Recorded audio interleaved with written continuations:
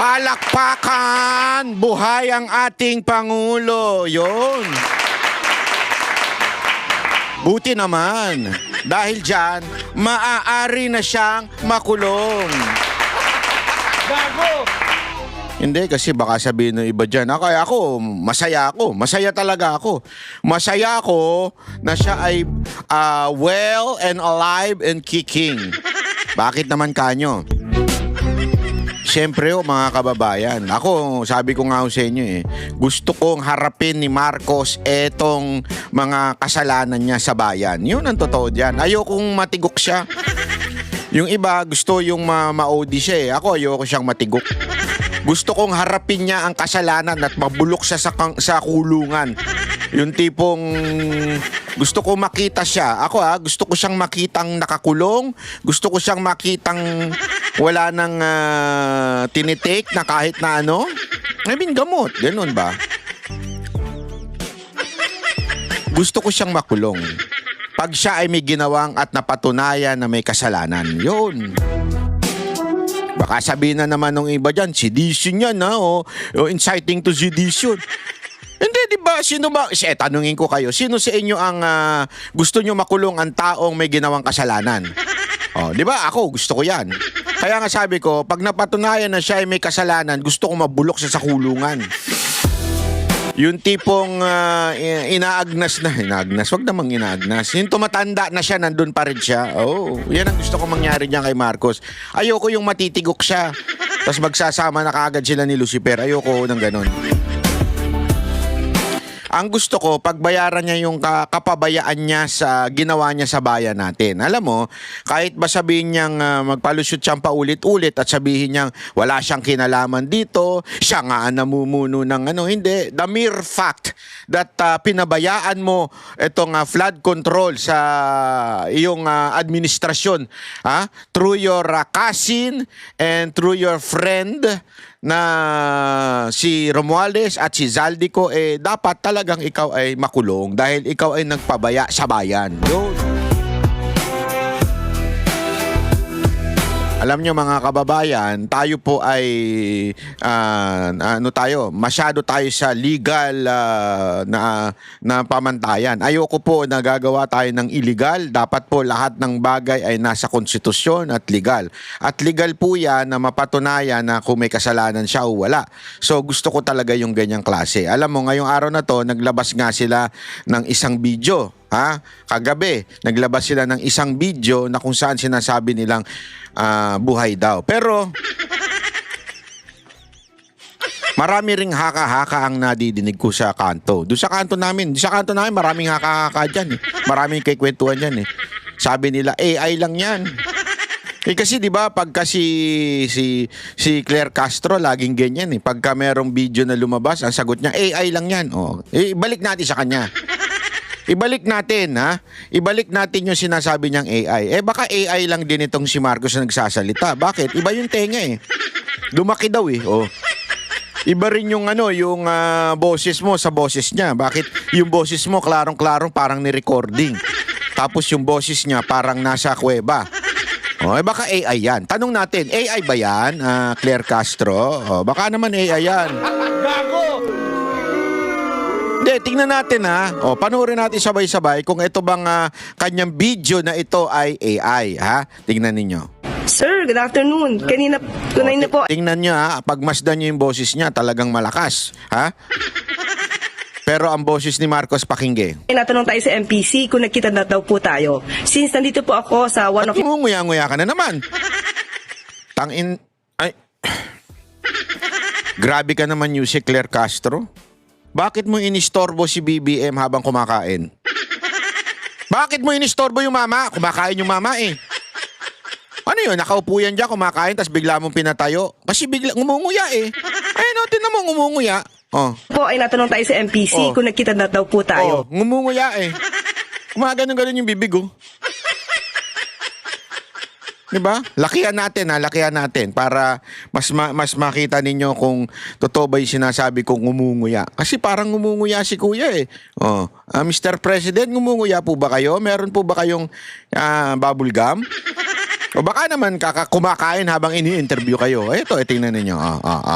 Sir, good afternoon. Kanina po ay natanong tayo sa MPC kung nagkita na daw po tayo. Ngumunguya talaga eh. I-focus pa natin. I-focus pa natin yung pagmumukha ni Mr. President. Ayan, no. Ito. Mas focus pa yan. Tingnan ninyo, ha? Tingnan natin. Sir, good afternoon. Kanina po ay natanong tayo sa MPC kung nagkita na daw po tayo. Since nandito po ako sa one of your events, sasamantalahin ko na po. Kamusta na po kayo, sir? How are you? Nanggigigil si Kuya. Nanggigigil sa sayo. Claire Castro, nanggigigil si BBM sa'yo. Tingnan mo, gigil na gigil, oh. Gigil na gigil sa'yo si BBM. Ano ba kasi ang tinatanong mo? Kita mo nga buhay na buhay siya. Tapos ayan gigil na gigil yung mama. I-slow mo natin. I-slow mo. Meron bang i-slow mo dito? Ha? Effect filter. Ay, wala atang i-slow mo dito. Walang i-slow mo dito sa ano. Ha? Tingnan natin kung pwedeng i-slow mo itong properties. Walang i-slow. Ayan, yan, speed, oh. Yan, speed, oh. Pwede, oh. Ayan, tingnan natin, ha. Mas mabagal. Sir, good afternoon. Kanina po ay natanong tayo sa MPC kung nagkita na daw po tayo.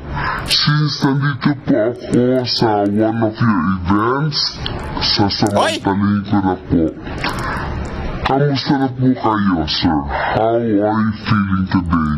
I'm fine. Nako, grabe. Ang bastos mo naman, Claire Castro. Hindi ang bastos mo, Madam Claire Castro. Kumakain yung tao tapos inistorbo mo. Hindi naman tama yan. Kumakain yung tao tapos istorboy mo ng ganyan. Diba? Itutok pa natin. Tingnan natin para malaman nyo talaga kung ngumunguya ba. Baka kasi ako lang Kayo nga mga kababayan, obserbahan nyo nga itong video niya kung ngumunguya talaga. Tuloy natin. Good afternoon. Kanina po ay natanong tayo sa MPC kung nagkita na daw po tayo. Since nandito po ako sa one of your events, sasamantalahin ko na po. Kamusta na po kayo, sir? How are you feeling today? Alam ko na. Feeling ko meron itong kinakain pulburon. Yung pulburon yung sa sa Goldilocks Goldilocks. O kaya sa, ano ba ito pangalan ito pa isa? Yung Red Ribbon. Yung pulburon, di ba? Hindi, totoo yun. O kaya yung baka yung pumunta yan, bumiyaya sa Pangasinan. Pag bumiyaya sa Pangasinan, nagbas ka, meron yung ispasol. Alam niyo yung ispasol? Pagka kinain mo yun, ang kalaton dito, nagaganyan-ganyan yun dito. Tapos, siyempre, medyo, i-interviewin ka, kailangan tanggalin mo yun. So, patago mong tatanggalin. Di ba pag ini-interview ka, hindi, ginagawa sa akin yan Nung kabataan ko, may kadate ako. Yung kaibigan ko, sabi sa akin, "Uy, may tinga ka." Yung pulburo na kinain mo, nandun pa sa labi, sa ngipin mo. Siyempre naman ako, kunwari, yung sa kadate ko, kunwari, demure pa ako. Yung ganyan ba, parang...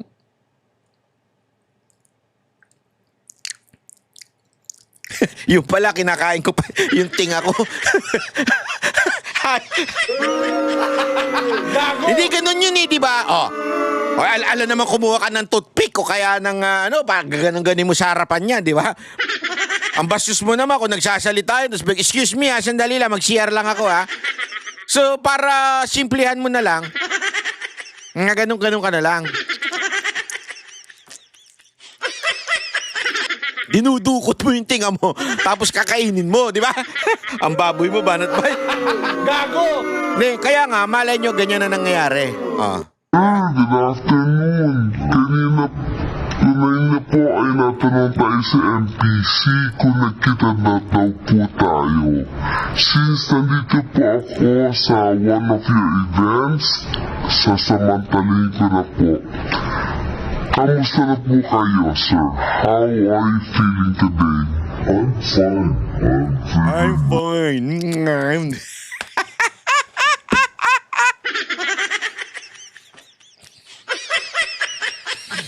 Grabe kayo. Huwag kayong ganyan. Presidente yan, binabastos ninyo. Presidente kayo, ano yan eh, huwag niyo nga binabastos ang presidente ng Pilipinas. Kayo talaga, oo. Sir, good afternoon. Kanina po ay natanong tayo sa MPC kung nagkita na daw po tayo. Since nandito po ako sa one of your events, sasamantalahin ko na po.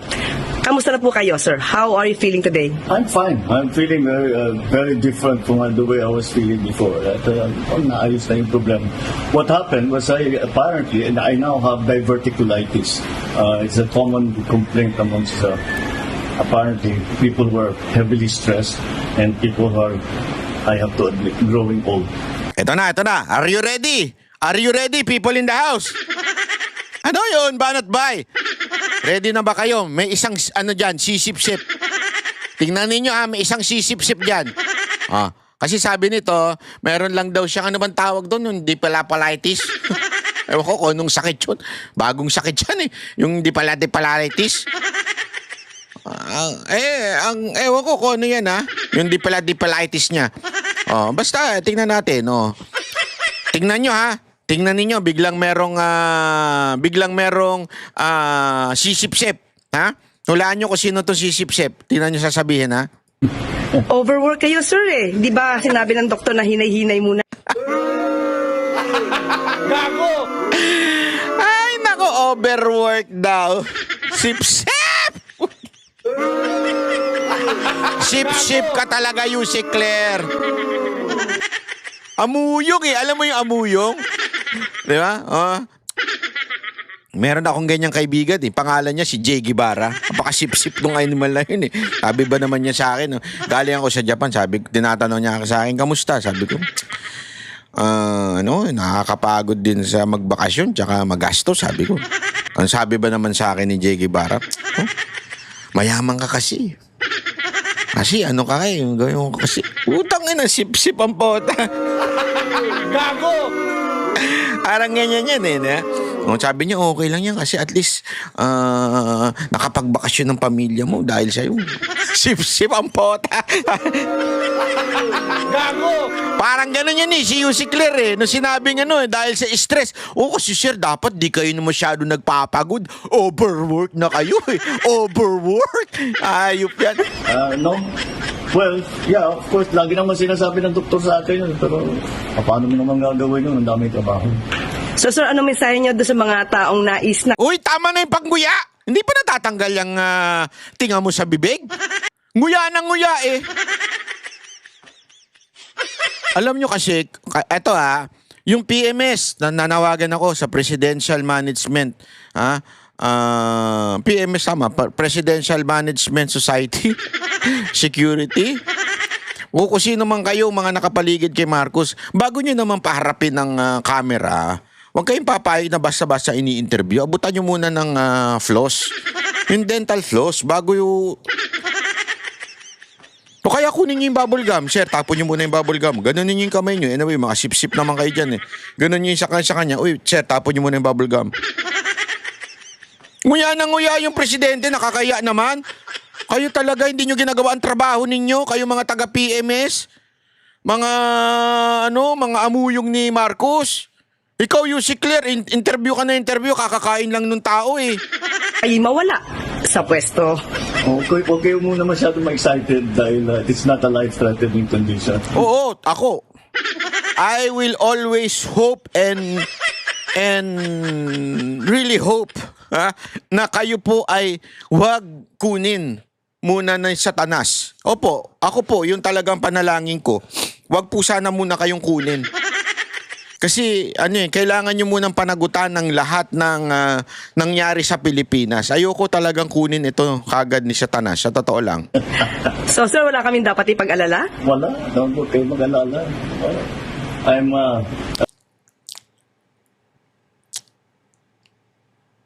Ganda naman yung ngipin ko, di ba?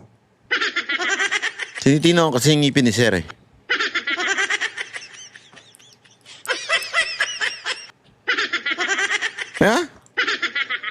Bakit? May pera naman siguro to. Hindi, may pera naman siguro si BBM, Sa laki ng asset yan, di ba? Yung sa SALN yan. Wala ba siyang pandentis? Ano ba? Sandali. What are the costs? Si ChatGPT, tanungin nga natin.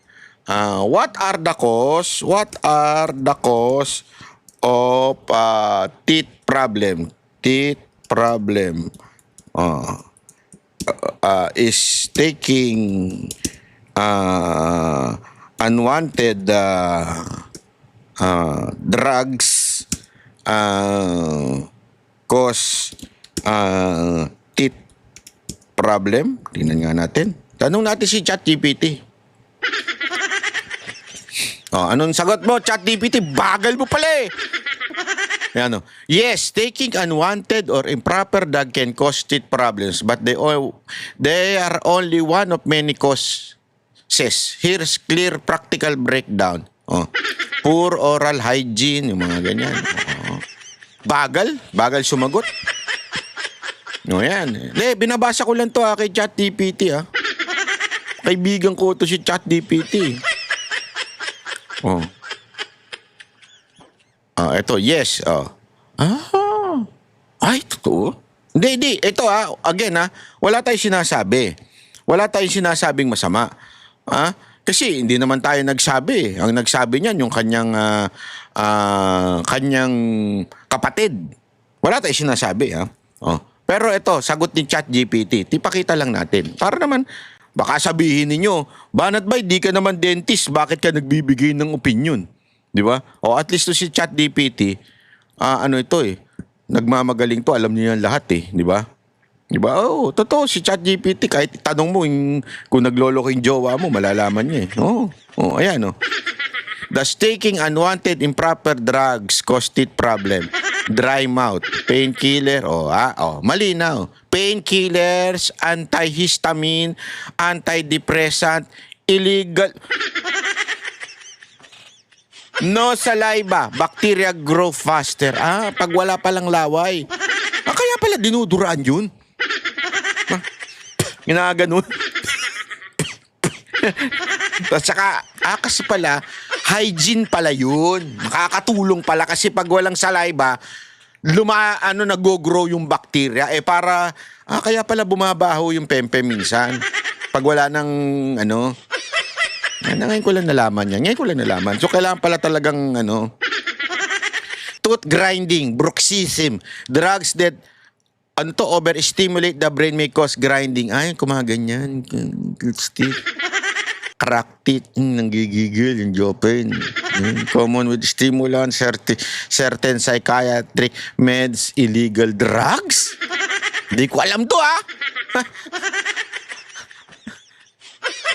Yan pala ang cause. Hindi ko alam. Hindi naman siguro ganun si PBBM. Hindi naman siguro. Baka lang kumakain lang talaga siya at this time. Kayo naman, dumi ng isip nyo. Gago! Hindi naman siguro ganun ang siste. The rumors of my death are highly exaggerated. Thank you, sir. Thank you so much. Gigil si kuya.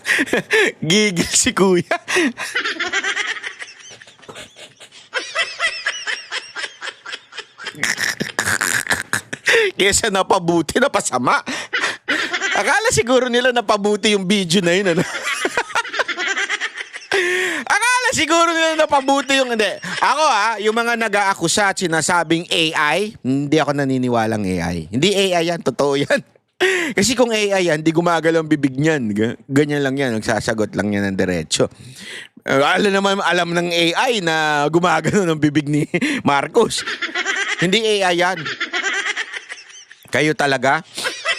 Mapagbintang kayo? Mapangusga kayo para kayo si Yussi Claire Si Yussi Claire, di ba, nung naglabas sa video ng yung iba, sabi niya AI.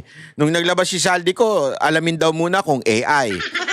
Eto kaya AI? Ang tanong tuloy ng taong bayan yan. Baka naman AI yan. Ang sabi, sa tingin ko, hindi AI yan. Ako, naniniwala ako di AI yan. Kasi gumaganon siya. Palo naman pati yung pagganon niya, ginaya ng AI. Tangin sama naman na ugali ng AI. Hoy, kayong AI. Masama ba ugali nyo? Hayop kayo Hindi, pero ako, natutuwa ako. Bakit? Natutuwa talaga ako. Ito honestly, from the bottom of my heart, I'm really happy na hindi po napasama ang ating Pangulo. I'm really happy that he is well, alive, and kicking. Para maharap niya ang lahat ng akusasyon ng taong bayan sa kanya.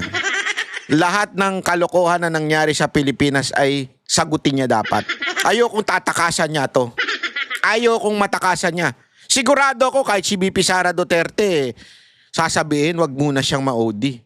O wag muna siyang kunin ni Satanas. Dapat talagang panagutan niya lahat ng kasalanang ginawa niya sa bayan na ito. Yan ang gusto kong mangyari.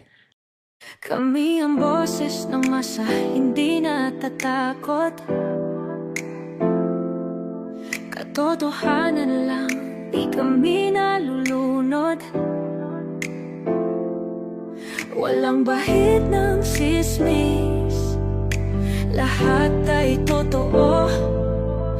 Kahit sino ka pa, pag mali ka babanatan ka. Walang pinipili kulay, wala kaming kinikilingan. Basta para sa bayan, kami lalaban.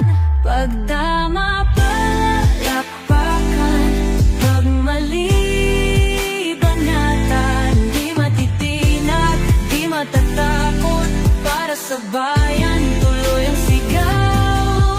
Sa harap ng kamera, walang halong takot. Mga baluktot, lahat kayo'y tulad.